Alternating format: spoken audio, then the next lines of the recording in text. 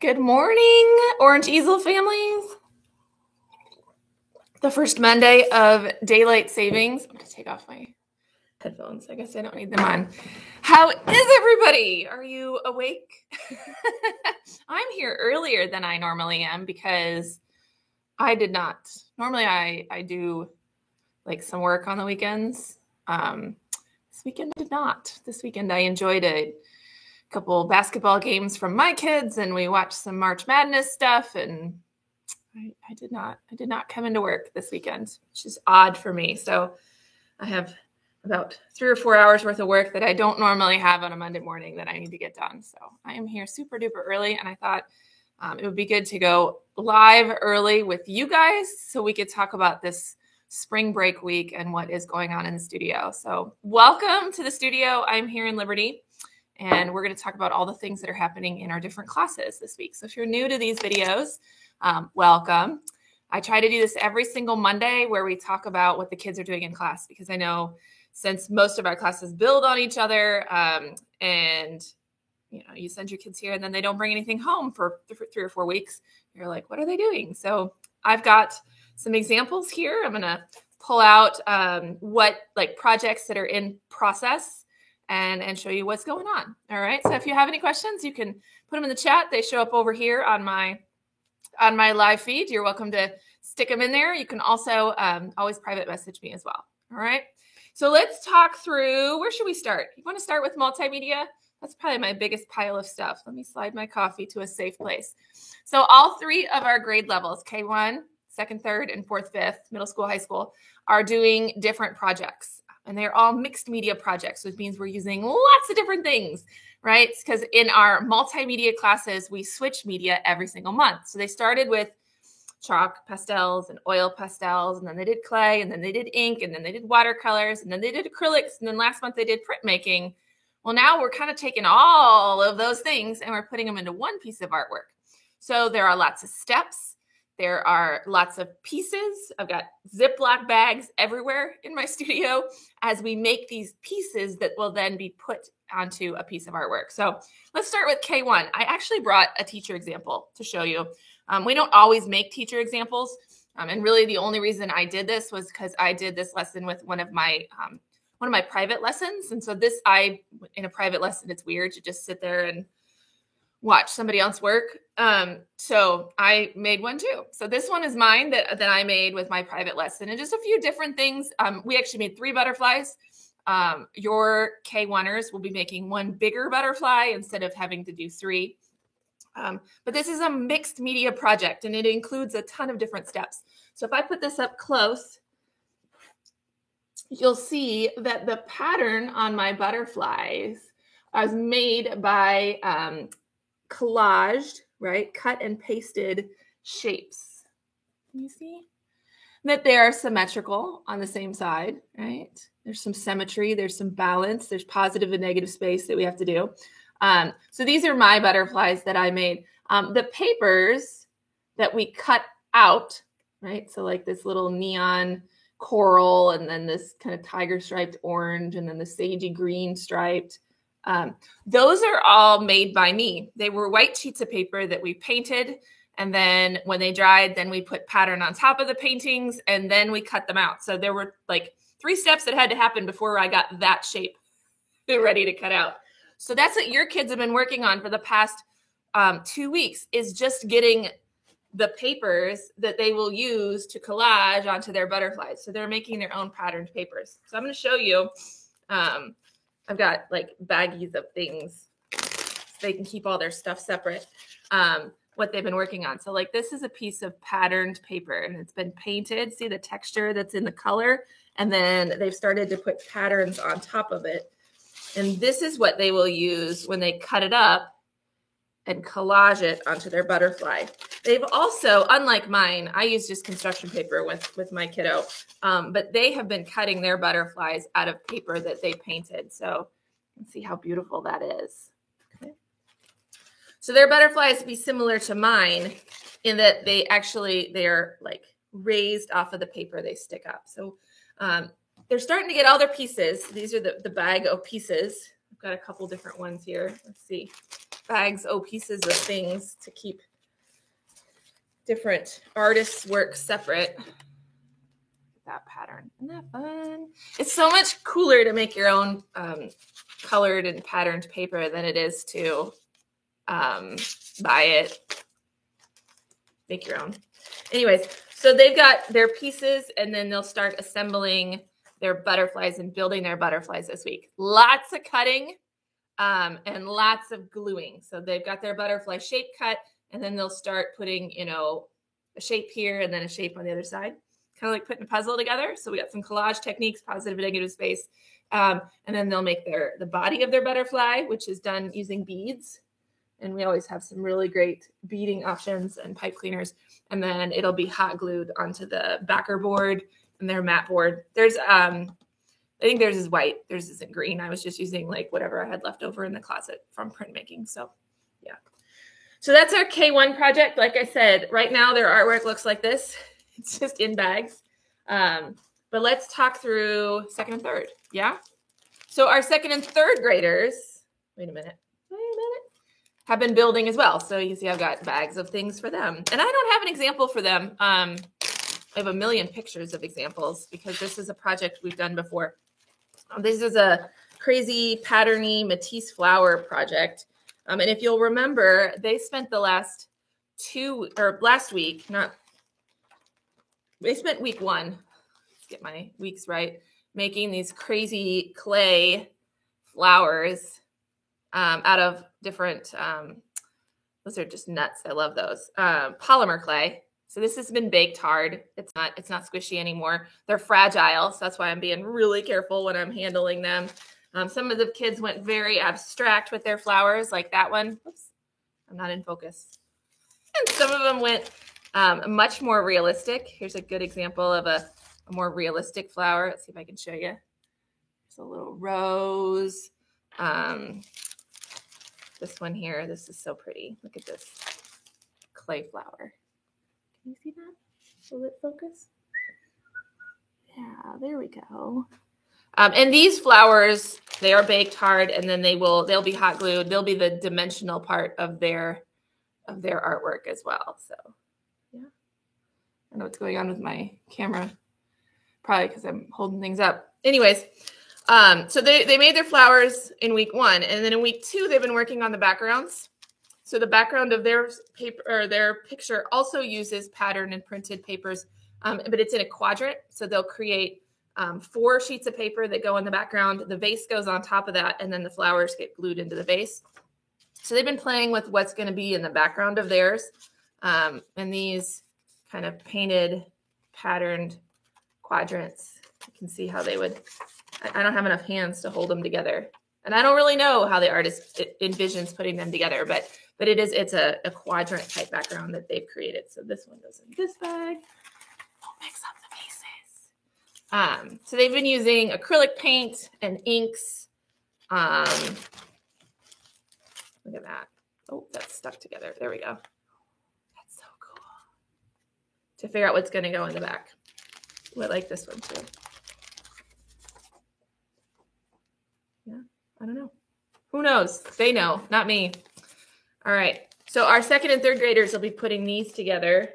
So this week, in week 3, they've got their backgrounds, they've got their flowers. It'll start to get put together. So they'll actually cut their vase out of patterned paper, and they'll start collaging it. They won't finish, but they'll start collaging it together and figuring out kind of how their puzzle works. I think collaging is a lot like puzzle making. The nice thing about it is there's no wrong answer, unlike the rest of the world when you make a puzzle, right? All right. Let's talk about middle school, high school, and our 4th and 5th graders. They've been doing a very drawing intensive lesson. It's this worm's eye view of this mushroom world. And last week, I showed you some of their line drawings that they had, but I wanted to show you that they've started to add stippling. That's what these little dots are, the stippling. So from a distance, you see this right here. This is cross hatching or hatching, right? So you start to see grayscale and shadows, even with ink pens. That's something that we learned in our November lessons. So they've started to add that They've got duplicates of them. And the reason they've got duplicates is because they have to cut out all of their little mushroom worlds. And everyone's at a different stage. So I don't really have a very good and then this week they'll do this. And then this week they'll do this. Because, and I didn't really find which one this goes with, but parts of their mushrooms will come off of the page, right? So that's why it's cut out. So this one might be glued to the background, and then this one might stand out from the page. It'll have like a foam spacer behind it. So it actually is 3-dimensional from from the backer boards. So we've got like lots of drawing and lots of duplicating happening, and then beautiful inking and cross hatching. I love that these kids can show off what they can do with an ink pen. Their backgrounds, I think this was just a playful interpretation, but is done with washable markers and water. So it's a kind of a watercolory or fluid art type background that'll go with their black and white cutouts that they put onto their mushroom worlds, and then it has a frame as well. So they'll start, once they get their ink done, they'll start putting everything together as well. Okay, so those are our 4th, 5th, and middle school, high school artists. Yeah, set that to the side. So that's all of the multimedias kind of progress that they have going on. Next up, I want to talk about sewing, because I think I showed you the fabric that they were doing. I wanted to show you their progress. So they're making these lucky clover bags or shamrock bags. And you can see we've got our reverse applique there, cut in a window and zigzag stitched, right? And then this is the front of your bag. The sides will then be punched in. It'll have like a box shape, right? So it has a flat bottom and then a side. And then it has a liner. So they have sewn their liners. This is the liner of a bag, right? And then they'll sew this into this, flip it, and add our wonderful rainbowy ribbon. So these are really taking shape. I'm excited that we have a little bit more time with them. Last year when we did this project, it was a single session class, so we didn't get a chance to do a liner with it. But it'll be a much more finished bag with a liner. So I'm excited to see these put together. That the kids are doing a really great job. That's really tricky to zigzag a stitch like all the way around this kind of shape. So good for them. So that's sewing. Drawing classes. I didn't grab any examples for drawing classes. Drawing classes are continuing their figures. Hopefully you saw their gesture drawing that they did. I posted some pictures onto our Facebook page and our Instagram stories. If you haven't seen it, go out and look. I think one of the posts went up just yesterday. But gesture drawings are these really quick 10-second, 30-second, 3-minute poses. And then your goal as an artist is to get the action, the form, the figure established on the page before time expires. It's almost it's a really great exercise. And it's almost like playing a game, which gesture drawings were some of my favorite things to do when I was in college. And so I'm excited to get to see the kids like really, really have fun with it. I know it's such a community building activity, right? Because you get to be the model and then you get to go do the drawing. So it's fun to see the kids enjoy each other's company. It's very team building-ish in these kind of exercises, especially in a class that can sometimes be real quiet and focused. So to get them out of their shells and get to see them just giggling and having fun is super cute. So they're going to continue their figure drawing lesson. They're building to drawing from like dolls, and because if we draw like the mannequins and we draw the dolls, then we can do longer drawings when we do that, as opposed to drawing from life and asking somebody to hold a pose for 30 minutes. That's just not realistic. So I did see that Platwoods got out their dress-up clothes as a prop. I think that was Miss Michaela's class. So they actually used some props in their modeling, and it was so cute. So I love that. So they'll be working with pencils this week and doing more drawing from models. And then in week 4, they're going to draw from the mannequins or the dolls. Some of our classes have been more interested in others in the like structure of the human body. And so I know some instructors have printed out like pictures of the skeleton so that we can actually see where like bones and joints are. So you might actually see some skeleton drawing as well. I mean, it's one thing to just look at a skeleton, and then if I actually draw it, sometimes I retain it a little bit better. So you might see some of that in our figure drawing lessons. Our comic and anime are also doing like figures and bodies. Last week they looked at, or first week they looked at cartooning bodies. Second week they looked at anime bodies. This week they're going to work on positions and clothes. So not tonight's class because it's technically still week 2 because it's Monday. But moving forward in our like Wednesday class and then in next Monday's class, they're going to start putting these bodies, whether they draw in cartoon style or they draw in anime style, they're going to start taking these bodies and putting them into different positions. So we're not just standing there like this, right? Because when we draw bodies, they're usually doing something. So they'll work on stick figures and then positions and then draping those with clothing because, I mean, it's just the kind of studio we are. We're not drawing nudes. We're drawing people with clothing on. Yeah. All right. So we have drawing. That's it. There are no preschool classes this week. So while our multimedia classes and our sewing classes and our drawing classes, our homeschool classes, they all meet 4 times a month. So they still have class this week. Our preschool classes, they only meet 3 times a month. So they always have an off week anyway. We might as well take it during spring break. That allows us to do camps during the day because we don't have the littles in here during the day. So that's what's going on with them this week. It's just an off week. So if you're in preschool fundamentals or if you're in toddler play group, you are off all week this week, and we will see you starting next week for class. Okay, and I think for our week 3, right, which this is an off week, so next week is our last week, our week 3 for the fundamentals classes.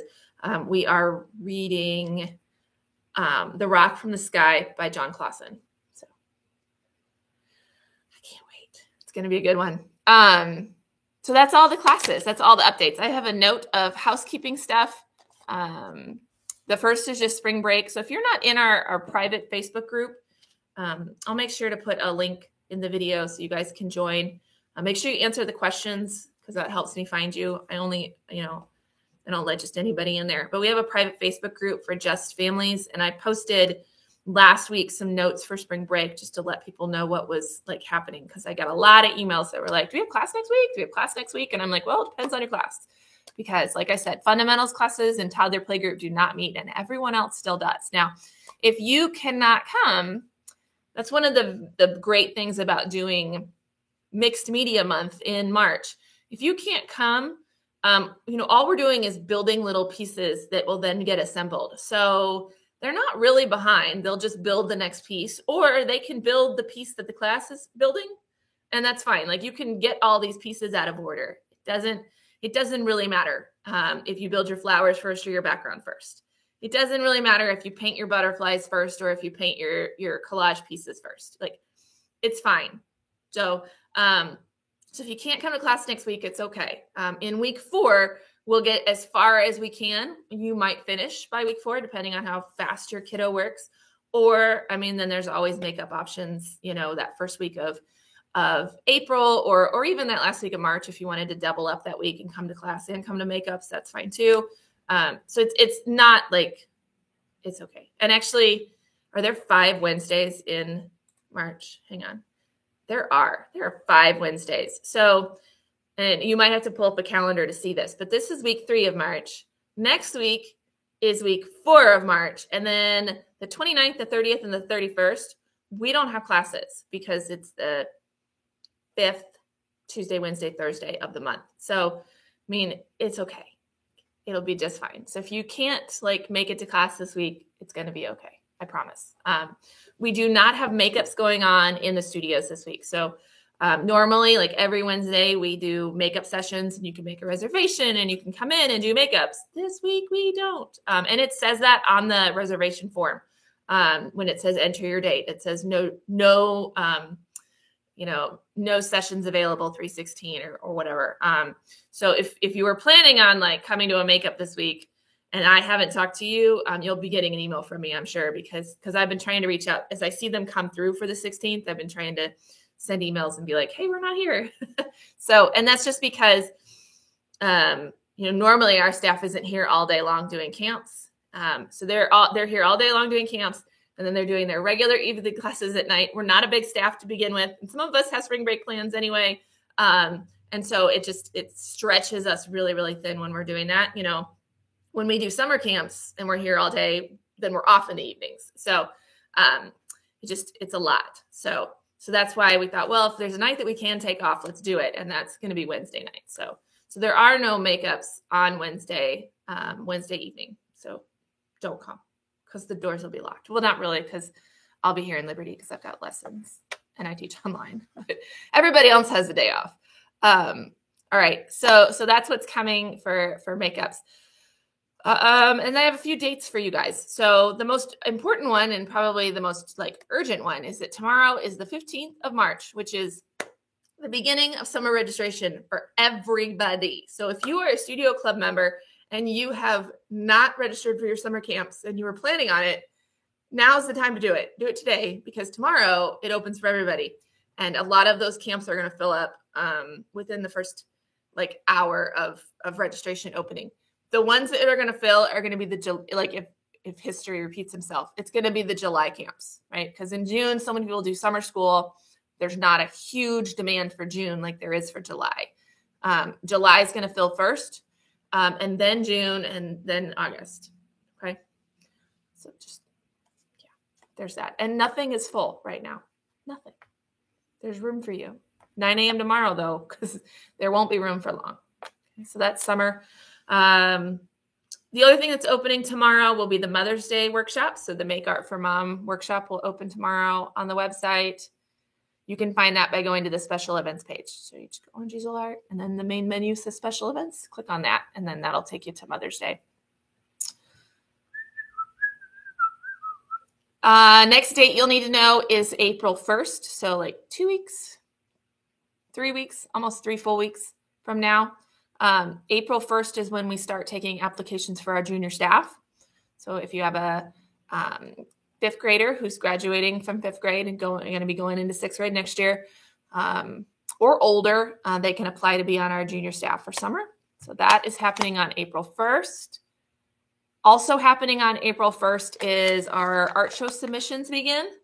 So we have an art show coming up on Sunday, April 24th. I got all the really great invites. Yeah, so these will start coming home. We won't hand them out this week because it's spring break week, and we know we're going to have a lot of absences. So next week, when the kids come for classes, I'll hand these out to them so that they've got it. And then there'll be submission forms in your April classes, and also on the website, and collection bins in the studios where we can start to collect artwork for our show coming up at the end of April. So that's it. That's my whole Post-it. So. We're done before 8:30 today, guys. I hope you have a wonderful Monday, everybody. I will see many of you in the studio this week. And if you're not in the studio this week, I hope you have a really great spring break. And we'll see you the following week. So enjoy your spring break, guys.